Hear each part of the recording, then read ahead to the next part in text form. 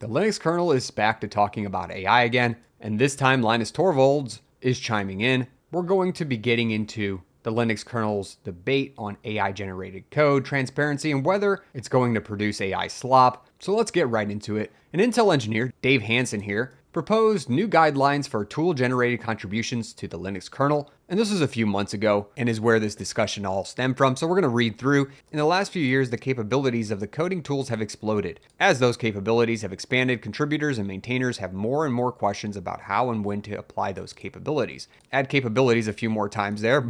Let's continue on. Add new documentation to guide contributors on how to best use kernel development tools, new and old. Note though, there are fundamentally no new or unique rules in this new document. It clarifies expectations that the kernel community has had for many years. For example, researchers already asked to disclose the tools they use to find issues by documentation process, researcher guidelines, RST. This new document just reiterates existing best practices for development tooling. In short, please show your work and make sure your contribution is easy to review. And then Dave shows off some of that as they have signed off by, reviewed by, carbon copied, etc. And the things specifically that he's talking about adding, especially from version 2, was mention testing, remove vary, and rename LLM to coding assistant, improving formatting, and a few other tweaks. All in all, this is just a Linux kernel patch submission email sent by Dave and his version 3 of the proposed new documentation that tells contributors how to basically disclose if they're using AI. So it's not a question of whether AI should or should not be used in the Linux kernel, but the debate actually starts with whether AI is slop, especially when it comes to documentation. So we're going to be reading about that and where this all started and then Linus's response. This is very interesting because I just did a video on documentation and how Linux and open source actually has a problem as a whole with documentation. It's kind of interesting how all of this ended up aligning, but regardless, let's move on to. So this actually stemmed from a little bit of back and forth between Dave and Lorenzo here from the initial documentation proposal. Here we have Lorenzo Stokes writing, I know Linus had a cute interpretation of it just being another tool, but never before have people been able to do this. I respect your position here, but I'm not sure how to reconcile LLMs are just another tool and LLMs are not just another tool. Smiley face. And just so we understand, this is to Dave from Lorenzo. The response here is, well, I'm not asking you to reconcile that. I'm proving my point of view, which disagrees with the first position and makes a case for a second. Isn't review about feedback, both positive and negative? Obviously, if this was intended to simply inform the community of the committee's decision, then apologies for misinterpreting it. I would simply argue that LLMs are not another tool on the basis of drastic negative impact it's had in very many areas for which you need only to take a cursory glance at the world to observe. Thinking LLMs are just another tool is to say effectively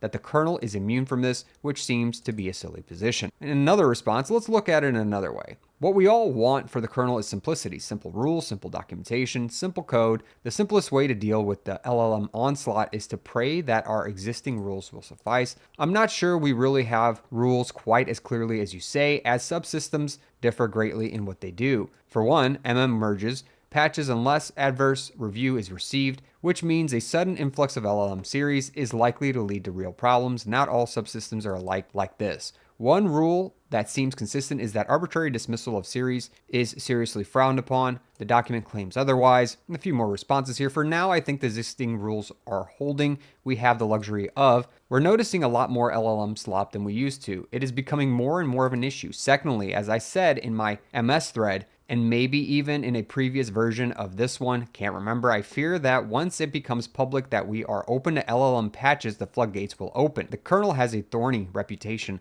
of people pushing back, which probably plays some role in holding that off. And it's not like I'm asking for much. I'm not asking you to rewrite that document or take an entirely different approach. I'm just saying that we should highlight that LLMs allow you to send patches end to end without expertise, and as a result, even though the community rightly strongly disapproves of blanket dismissals of series, if we suspect AI slop, I think it's useful to actually use that term. Maintainers can reject it out of hand. Point 2 is absolutely a new thing in my view. So seemingly, Lorenzo has an issue with low quality AI generated patches, and that maintainers should be allowed to reject suspected AI slop outright. And this is a bit controversial because kernel culture strongly discourages blanketed rejection, and maintainers are expected to give technical reasons for a rejection. But Lorenzo here is arguing a bit because AI changes that, at least if I'm understanding this correctly. Therefore, the suspicion alone that there is AI slop should be sufficient enough to reject code.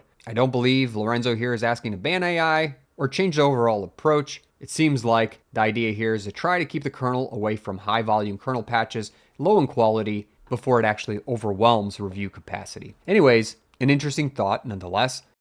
Moving on, treating LLMs like any other tool that could change any day because some new tool comes along that's better at spamming patches at us. I think that's the point you're trying to make, is that the dam might break any day and we should be prepared for it. Is that what it boils down to? I feel I've answered that above, and I think we just summed that up as well. And finally, the last portion before we get Linus's response on all this. But before we continue on, make sure to subscribe below and smash that like button for more videos like this. YouTube can get finicky. You wouldn't want to miss another one. Let's talk about this here. Plus, as with all contributors, individual maintainers have the discretion to choose how they will handle the contribution. For example, they might treat it just like any other contribution, reject it outright. This is really not correct. It's simply not acceptable in the community to reject a series outright without justification. Yes, perhaps people do that, but it's really not something that's expected. I'm not quite sure how this gives maintainers a new ability to reject things without justification or encourages them to reject tool-generated code in a new way. Let's say something generated check patch.pl --fix that's trying to patch arch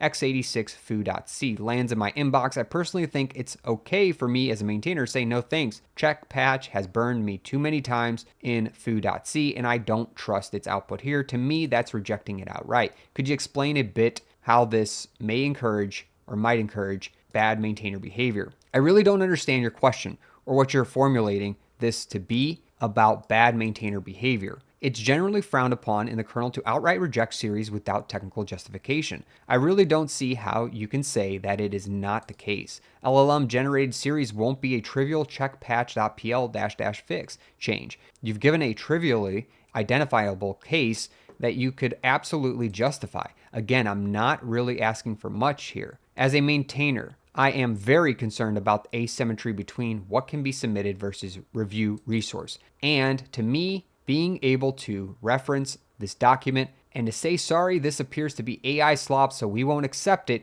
would be really useful. Referencing a document that tries very hard to say no op isn't quite as useful. Thanks, Lorenzo. So I think Lorenzo is confirming what I was saying earlier, that he's really worried about constant submissions of code versus review resources or maintainers being able to review that code. He argues that the example given was basically, hey, change one file with no code, which, yes, that is a trivial example of what may happen. Instead, imagine getting a flux of hundreds or even thousands of lines of code in various different files. Well, that will take up a lot of review resources in order to check through and review. Basically, AI is going to let people submit more code than humans can actually review. So it seems like the argument is that maintainers need an explicit permission to reject suspected AI slop outright. So that seems to be kind of the back and forth here, trying to make a decision on how to go forward with submissions versus resource management.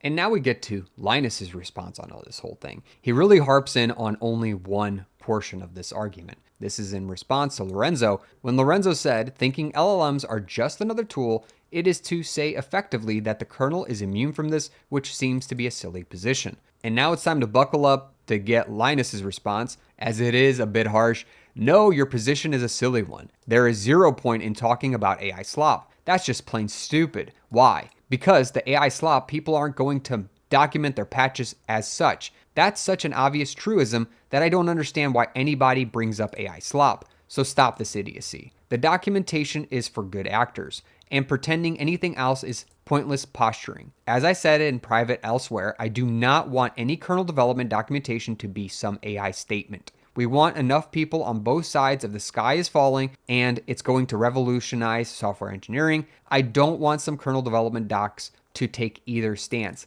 It's why I strongly want this to be just a tool statement. And the AI slop issue is not going to be solved with documentation, and anybody who thinks it is either just naive or wants to make a statement. Neither of which is a good reason for documentation. Signed off, Linus. So overall, even though it was very blunt, I believe Linus here is talking about how AI slop in documentation is pointless and stupid to talk about because bad contributors won't follow any of the rules anyways. Documentation and these rules to follow are really not meant for the people who are going to create AI slop anyway. It's for good faith contributors and actors. People are going to spam low quality patches regardless of if they're using AI or not. Turning kernel documentation into an AI policy statement will not fix those bad submissions. Linus here seems to want the documentation to stay neutral and simple. And his biggest issue was that Lorenzo thinks that AI is not just another tool. And Linus's clear argument here is that AI is another tool and AI causes problems.